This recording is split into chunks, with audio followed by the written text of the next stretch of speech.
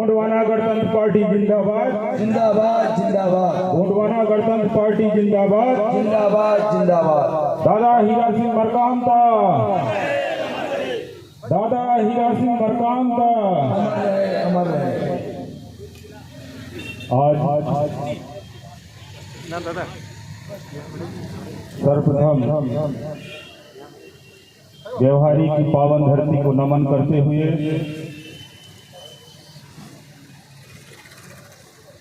गोंडवाना गणतंत्र पार्टी के आयोजित इस जनसभा में मुख्य अतिथि के रूप में विराजमान गोंडवाना गणतंत्र पार्टी के प्रदेश राष्ट्रीय महासचिव सम्मानित तिरुमाल श्याम सिंह मरकाम जी, विशेष अतिथि के रूप में मंचासीन राज्यसभा के पूर्व सांसद एवं गोंडवाना गणतंत्र पार्टी के राष्ट्रीय सदस्य प्रभारी सम्मानीय अजय प्रताप सिंह जी, हमारे मध्य प्रदेश के नवनियुक्त प्रदेश अध्यक्ष और उनके प्रथम नगरागमन पर बहुत बहुत स्वागत, अभिनंदन और सेवा जोहार करता हूँ। साथ ही हमारे बीच इस कार्यक्रम में सम्मानित दादा मान सिंह कोल जी, आपको भी सादर सादर सेवा जोहार करता हूँ। मंच में उपस्थित मंचासीन सभी हमारे प्रदेश के पदाधिकारी, जिला पदाधिकारी, आप सभी को और इस कार्यक्रम के आयोजक कमेटी को मेरा बहुत बहुत सादर सेवा जोहार। साथियों, आज हमारा सिर्फ एक सूत्री कार्यक्रम है। व्यवहारी विद्युत मंडल के अंदर पूरे व्यवहारी तहसील क्षेत्र में जो बिजली की समस्या है और बिजली की समस्या को लेकर आज उसके विरोध में ये धरना प्रदर्शन और एक दिवसीय कार्यक्रम का आयोजन किया गया। लेकिन अभी हमारे तिवारी जी बोल रहे थे कि हम जब कभी जनहित में यह क्षेत्र की तमाम मूलभूत समस्याओं को लेकर जब भी बैठ जाए तो जो हमारे पास शिकायत पत्र आते हैं, जो आवेदन आते हैं, वो हजारों की संख्या में होती है। और इससे ये हम महसूस कर सकते हैं, समझ सकते हैं कि आज जो मध्य प्रदेश के अंदर डबल इंजन की सरकार है, केंद्र में आदरणीय नरेंद्र मोदी जी की सरकार और मध्य प्रदेश में डॉक्टर मोहन यादव की सरकार, ये सरकार बात तो विकास की करते हैं, बात सबकी साथ सबका विकास की बात करते हैं, लेकिन ऐसा अगर सबके साथ अगर सबका विकास भी होता तो आज जो हमारे छोटे छोटे कार्यक्रम हो रहे हैं, आज मैं तो पूरे शहडोल संभाग के अंदर देख रहा हूँ कि आप विकास और जनहित के मुद्दों को लेकर के आप किसी भी कार्यालय के सामने एक टेंट गाड़ के और सरकार के खिलाफ बोलना शुरू कर दीजिए तो इतने सारे जन समस्या आपको बिना बुलाए आ जाते हैं कि हजारों आवेदन आपके पास आ जाएंगे। और इसका कारण है कि आज जो आम जनता है, जो शोषित पीड़ित है, जिनका कोई आवाज नहीं, और जो लोग जनहितैषी सरकार होने की बात करते हैं, इस सरकार में कोई जनहितैषी काम नहीं होता है। गरीब लोग लूटे जा रहे हैं, उनका शोषण हो रहा है, उनके साथ न्याय नहीं हो रहा है। इसका कारण है कि आज इतने आवेदन आते हैं।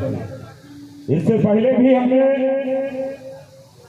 हमारे जो अजय सिंह पेंड्रो है, मोनो भैया ने, ये लगातार मैं देख रहा हूँ, साल भर से देख रहा हूँ कि क्षेत्र की जन समस्याओं को लेकर के वहाँ की बिजली, पानी, सड़क, तमाम मूलभूत समस्याओं को लेके और जो शासन की विकास योजनाएं हैं, जो जन कल्याणकारी योजनाएं, विकास योजनाएं चलाई जा रही है, उन तमाम समस्याओं को लेकर लगातार धरना, आंदोलन, प्रदर्शन गांव में जाकर के किए और प्रशासन भी वहां उन समस्याओं को सुनने के लिए पहुंचा।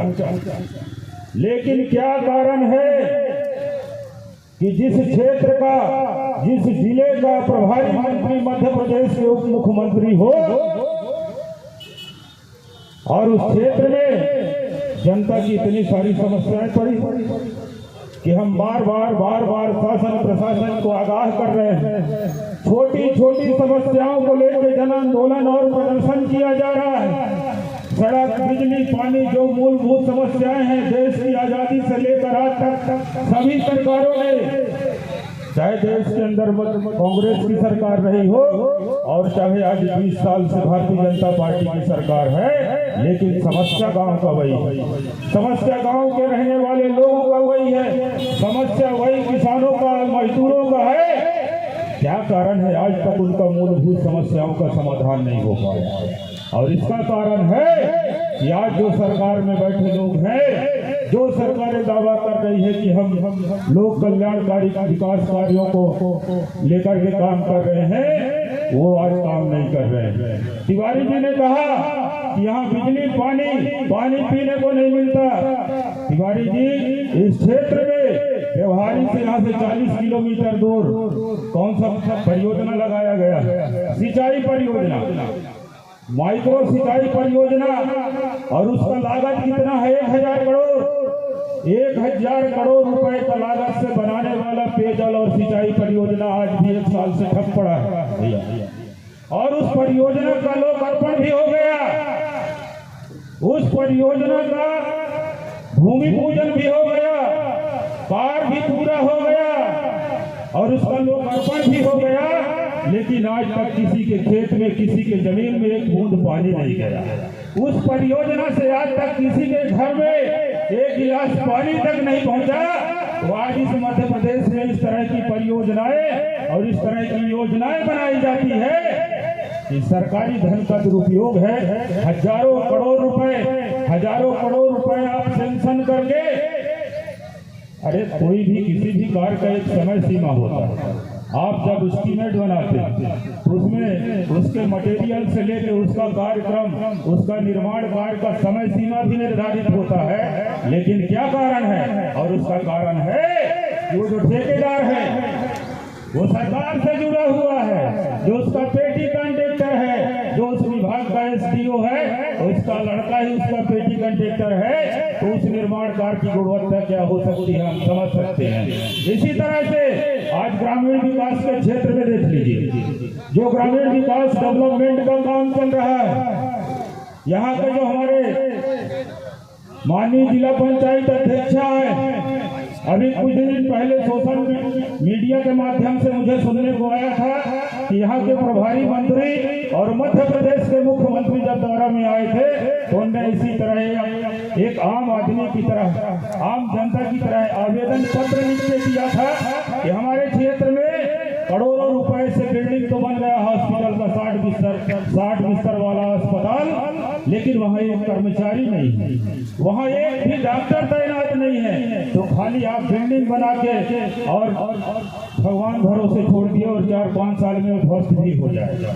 तो ये जो कार्यक्रम इनका चल रहा है तो खाली जनता को दिखाने के लिए है कि देखो हमने करोड़ों रुपए का आपको सौगात दिया है, हमारी सरकार ने करोड़ों रुपया फूंक दिया, लेकिन अगर कोई दुर्घटना हो जाए, एक्सीडेंट हो जाए, बुखार सर्दी हो जाए तो कोई डॉक्टर एक गोली देने के लिए नहीं बैठा है। ये सरकारी भ्रष्टाचार है।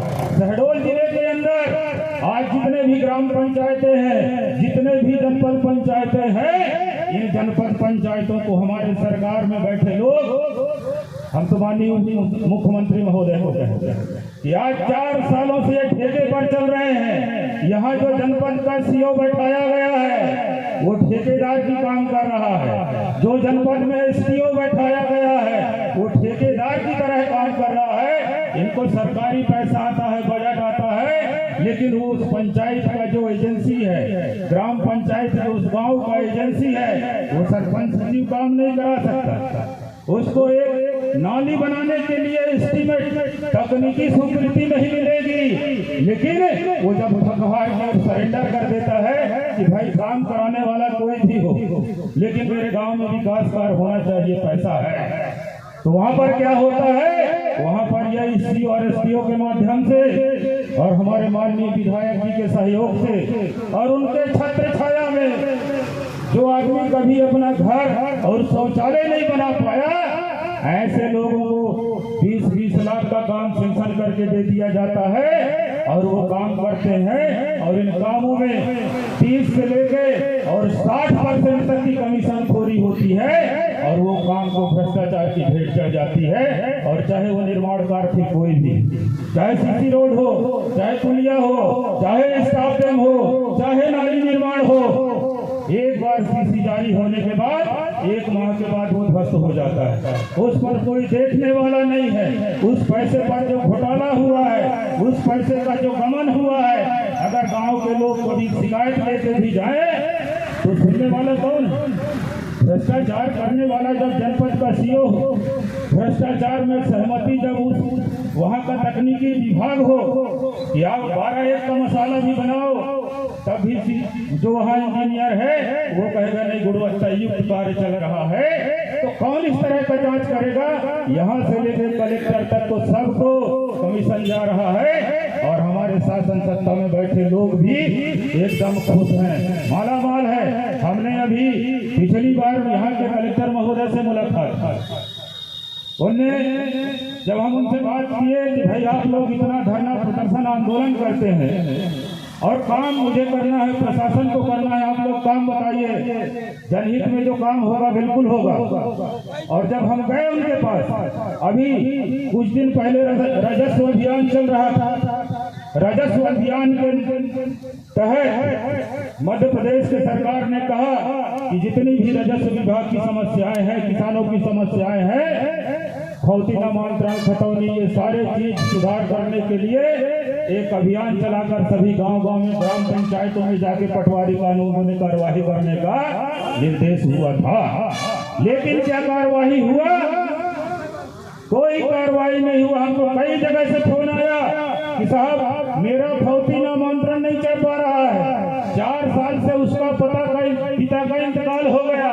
क्या 4 साल में वो 40 बार आवेदन दे चुका तहसील के कार्यालय में जाके, पटवारी को जाके, लेकिन उसका रिकॉर्ड में न फौती नामांतरण नहीं चढ़ा। क्यों नहीं चढ़ा? आपके अभियान में भी अगर कार्यवाही नहीं हो रहा है तो इसका मतलब कि आपका पूरा प्रशासन तंत्र भ्रष्टाचार के रास्ते पर चल रहा है और सिर्फ भ्रष्टाचार, घूस रिश्वत लेकर के और गलत काम, गलत कार्यवाही करने का काम किया जाता है। फलाने के पिता है, फौती नामांतरण में दूसरे का सेदरा बना के दूसरे का नाम में जमीन कर दिए और जब दूसरे के नाम में जमीन चला गया तो क्या करना पड़ेगा? अब उसको तहसील न्यायालय में जाना पड़ेगा, फिर वो रिकॉर्ड सुधार के लिए अर्जी भी लगाएगा और कई सालों तक केस चलते रहेगा। फिर तहसील न्यायालय से जब फैसला करवाना हो तो वहाँ बैठे बाबू के साथ भी साठ-गांठ करना होगा, तो आपका जमीन, आपका नाम आपके रिकॉर्ड में चढ़ पाएगा, नहीं तो वहाँ भी आपके साथ न्याय होने वाला नहीं। इतना भ्रष्टाचार आज प्रशासन के अंदर है। हमने जब कलेक्टर से कहा, आज भी हम ये पेपर रखते हैं लाई, हमने बात किया, कलेक्टर साहब ने कहा मैं टीम गठित करवा दूं। यहाँ लोग कई पीढ़ी से काबिज हैं।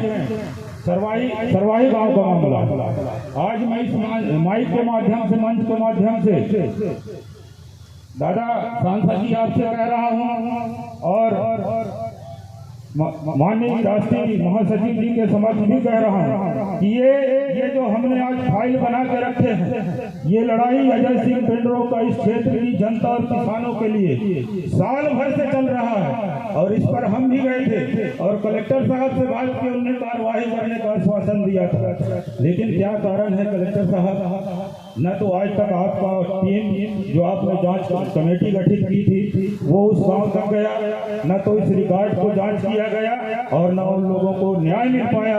इसलिए मैं आपसे चाहता हूं कि आने वाले समय में आज हम पुनः इस कागज को भेज रहे हैं कि इस पर आप तत्काल एक्शन लेते हुए और सक्रियता के साथ इसमें कार्यवाही करें, और नहीं तो आने वाले समय में अगर कलेक्टर इतना निकम्मा हो तो क्या करना चाहिए आप लोग बताओ। अगर कलेक्टर काम नहीं कर रहा, कोई ठेका और कोई पेट्रोल पंप का लाइसेंस नहीं मांग रहे हैं, कोई पत्थर खदान और प्रेशर का लाइसेंस नहीं मांग रहे हैं, हम जानते हैं उसमें तुम्हारा क्या खेला है। लेकिन अगर किसी का पैतृक जमीन है उसमें भी कार्यवाही करने के लिए, न्याय करने के लिए अगर आज के प्रशासन का कलम नहीं चल पा रहा है तो फिर ये गोंडवाना गणतंत्र पार्टी के लोग कलेक्टर का ऑफिस और बंगला भी घेरने का काम करेंगे कि नहीं करेंगे।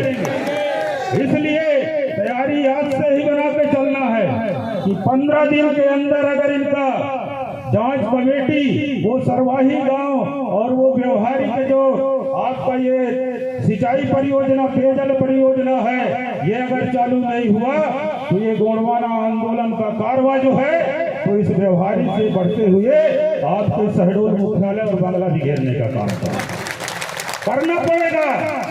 आज से 20 साल पहले साथियों हम जब आए इस व्यवहारिक की धरती पर गोंडवाना का आगाज हुआ, लोग शोषण, पीड़ा, अत्याचार तमाम समस्याओं से कराह रहे थे।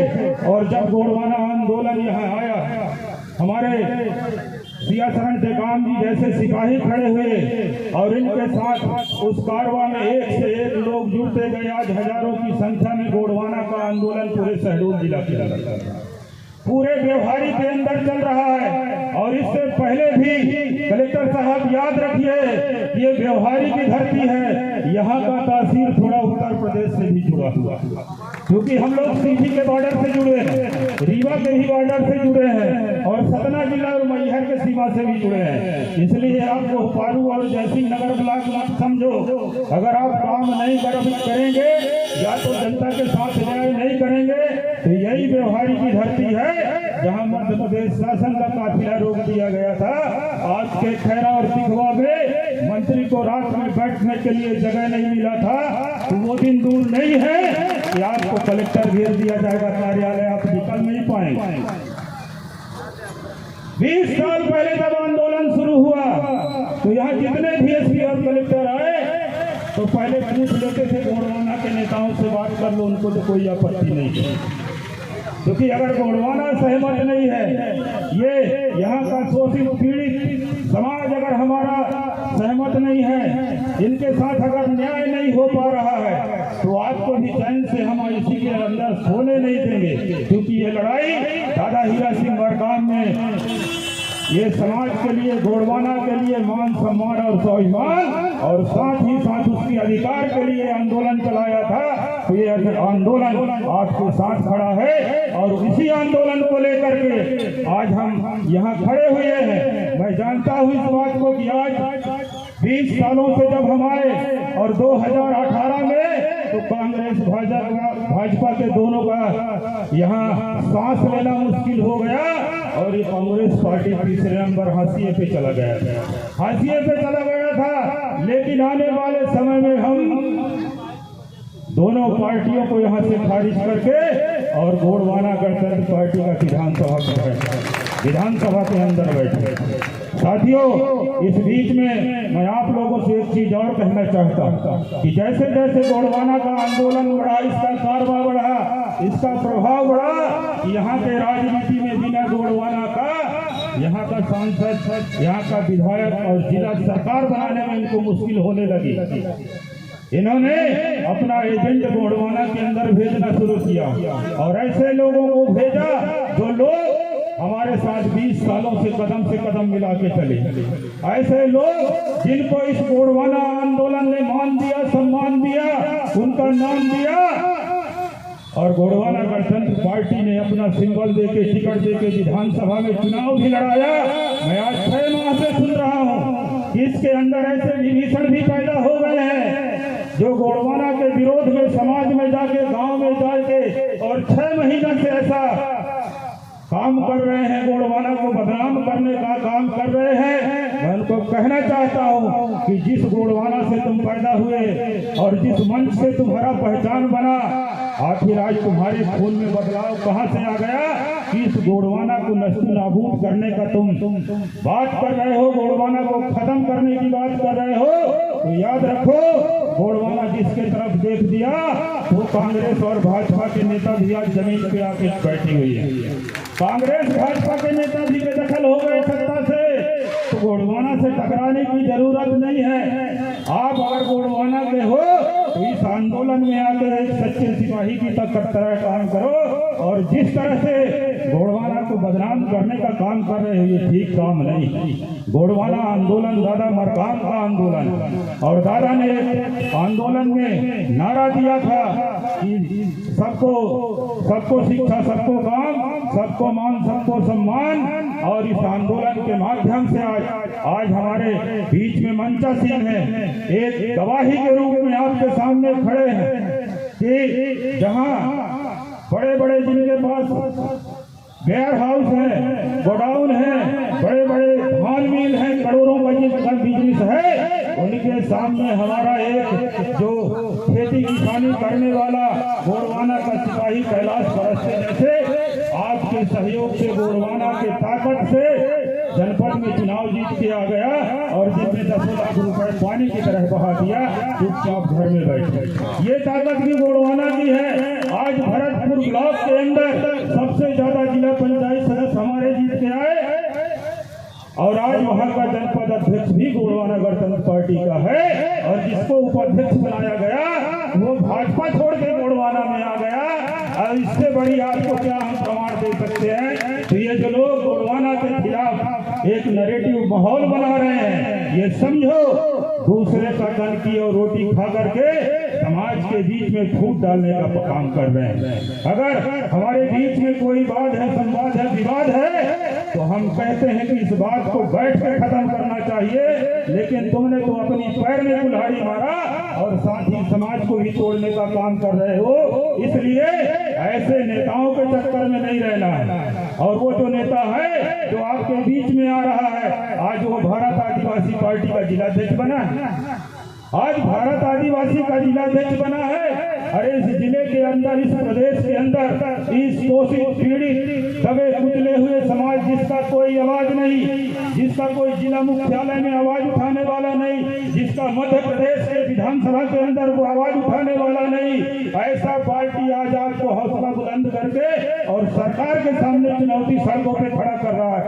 इस पार्टी को खत्म करने का जो साजिश किया जा रहा है, ये भाजपा कांग्रेस का काम, ये भाजपा कांग्रेस का काम है। और भारत आदिवासी पार्टी जैसे पार्टी को प्रोजेक्ट करके और हमारे ही भाइयों को वहां घुसा करके और गोंडवाना आंदोलन के खिलाफ बात करने की बात करते हैं। आज मुझे जो भी मिला, आज मैं जहां भी हूँ इसी समाज ने दिया, मैं जो भी सीखा आप सब लोगों के बीच में सीखा। अगर मेरे अंदर कहीं गलती है तो इस समाज को भी मुझे बोलने का और अंकुश लगाने का अधिकार है। कहीं अगर कदम सड़क से बहक जाए तो आप बोलिए कि जी आपका रास्ता भटक रहा है, लेकिन बिना किसी सोचे समझे किसी के साजिश में आप लोगों को भटकने की जरूरत नहीं है कि प्रदेश अध्यक्ष हमारा बिकाऊ, प्रदेश अध्यक्ष हमारा ये है, फलाने राजू गुप्ता भाजपा का एजेंट है। हम सब एक हैं, एक तीर एक कमान, एक तीर एक कमान। और जब ये लड़ाई लड़ते लड़ते आज दादा मान सिंह को भी लगा, अजय पेंड्रो को भी लगा कि ये लड़ाई हम गांव-गांव से शुरू करके गांव तक ही खत्म कर देते हैं। इसलिए हमने कहा कि अगर हमें अपने लोगों को उनका हक अधिकार दिलाना है, उनके साथ न्याय हो, उनको मान सम्मान मिले, तो इस लड़ाई को हम बृहद रूप से लेकर के और गोंडवाना गणतंत्र पार्टी के एक मंच से चल करके और सरकार तक पहुंचेंगे, सरकार को चुनौती देंगे, तब हमारे साथ हमारा हक अधिकार और न्याय मिलेगा। वरना हमारी लड़ाई हम अपने अपने गांव में बैठ के अपनी अपनी बात करते रहेंगे। इसलिए इस गोंडवाना आंदोलन को पुनः मैं कह रहा हूँ तमाम सभी कार्यकर्ता साथियों से कि भटकने की जरूरत नहीं है। ये दादा मरकाम का आंदोलन है। इसके आंदोलन के बाद कितने और संस्थाएं आए, संगठन आए, आंदोलन आए, लेकिन उनने भी दादा काम के विचारधारा को ही लेके चला और कहीं न कहीं गोंडवाना गणतंत्र पार्टी को नुकसान पहुंचाने का काम किया है। आप सभी लोगों से मेरा आग्रह है कि आपका दल है, आपका संगठन है, आप सबको इस मंच में आकर एक साथ बैठ करके निर्णय करना है कि हमारा हक अधिकार और हमारा हिस्सा कैसे हमारा सुरक्षित रहेगा।